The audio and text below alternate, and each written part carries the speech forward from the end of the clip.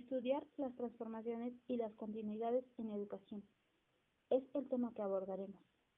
Es imposible encontrar dos escuelas iguales. En realidad, cada escuela es producto de una permanente construcción social. En cada escuela interactúan diversos procesos sociales. La realidad cotidiana de las escuelas sugiere que no se trata de una relación física, natural, dada, donde inevitablemente los maestros y los niños que sobreviven en ella interactúan valores y contenidos, ya que es aquí en la escuela en donde pasan la mayor parte de su tiempo. El espacio escolar, como resultado de un proceso histórico de construcción social, muestra algunos de los sentidos diferentes que ha tomado la relación entre el Estado y las clases subalternas en torno a la escuela. Los cambios en la escuela se vinculan con otros cambios sociales.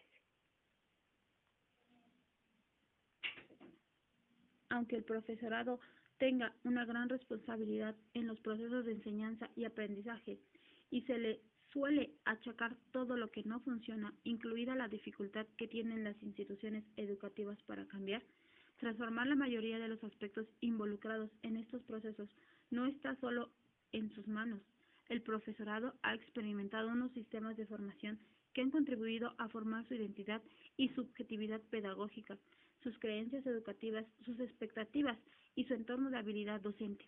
Por otra parte, las políticas educativas son las que definen desde la finalidad de la educación hasta el horario escolar, la base organizativa de los centros, el contenido y la articulación del currículo. En la práctica, el profesorado suele disponer de una reducida autonomía intelectual y pedagógica, lo que lo sitúa en un bucle de dependencia e impotencia difícil de romper. Teóricamente, dentro de su clase hace lo que él quiere, o más bien lo que sabe, pero la práctica suele sentir que todas sus acciones están mediatizadas por la administración, sus compañeros, los padres y su propia formación. Solo en tiempos muy recientes hemos llegado a ver en el cambio algo positivo, algo que puede ser mejor que la continuidad. Todavía hoy, en numerosos círculos se consideran los cambios en materia de educación con desconfianza, como algo injustificado y desacostumbrado. Incluso lo llegamos a manejar como algo peligroso.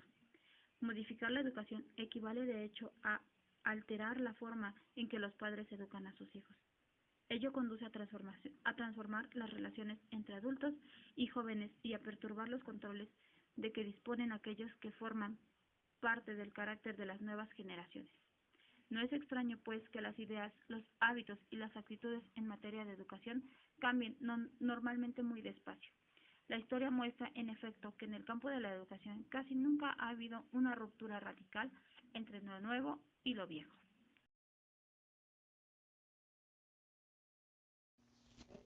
Conocer desde dentro las escuelas, una lectura histórico-cultural. El discurso educativo tiende a presentar una escuela homogénea, representante fiel de la cultura de la sociedad, que excluye a todos aquellos estudiantes que no cuentan con las competencias culturales que supone el trabajo escolar. En este punto se permiten observar que la cultura es más bien heterogénea y contradictoria. Los estudiantes de muy diversos grupos comparten capacidades genéricas que les permiten manejar la diversidad de significados que se encuentran en estos mundos escolares, así como apropiarse y producir diversos recursos culturales. Las historias específicas de las escuelas en cada región o localidad producen diferentes consecuencias culturales. Por ejemplo, la discriminación política y la resistencia cultural generadas dentro o fuera de la escuela inciden en la dinámica escolar. En algunas situaciones, la escuela tiende a reproducir contenidos ideológicos y relación de clase, de etnicidad y de género. En otra, también opera transformaciones importantes o otras abren posibilidades para la construcción de redes y de significados y constituyen los únicos espacios de cultura. Cualquier intento de comprender las prácticas escolares y de relaciones con procesos de aprendizaje corre riesgos si no se parte de una concepción dinámica de la cultura.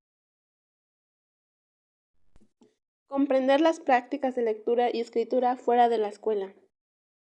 Este tema se me hizo muy interesante, ya que nos empieza hablando de cultura general.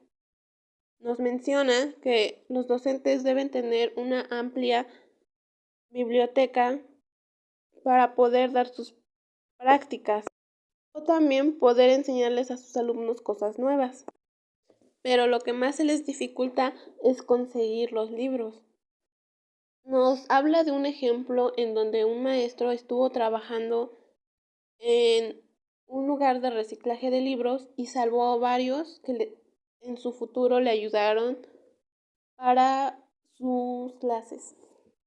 Nos comentaba también que los libros los podía conseguir de forma muy difícil algunas veces y otras las conseguía de cursos donde se los obsequiaban, tal vez de talleres, igual les daban de regalo un libro o incluso hasta cuando se los regalaban sus colegas o amigos en cualquier situación.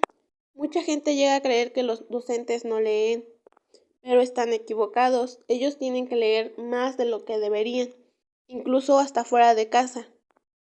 En el trabajo, en todas partes tienen que estar leyendo para poder saber, para poder saciar la curiosidad, ya que algunos alumnos llegan a hacer preguntas que si no leyeran se les dificultaría el responderlas.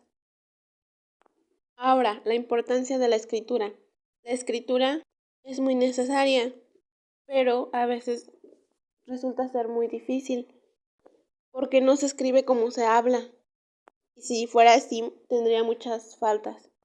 Como docente se tiene que escribir muchas cosas, exámenes, en el pizarrón o alguna actividad que se requiera la escritura y no pueden tener faltas de ortografía, ya que podría afectar a las personas o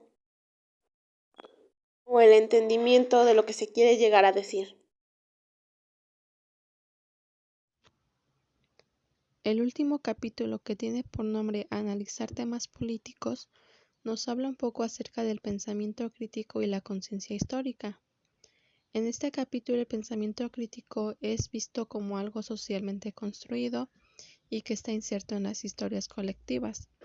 Comienza con una conciencia de conocernos a nosotros mismos, pero este es un producto de un proceso histórico, el cual involucra la sociedad y la historia. Cuando hablamos de proceso histórico nos referimos a las representaciones culturales que cada ser humano vive. Este proceso no determina completamente la forma de pensar, pero es parte de nuestros saberes.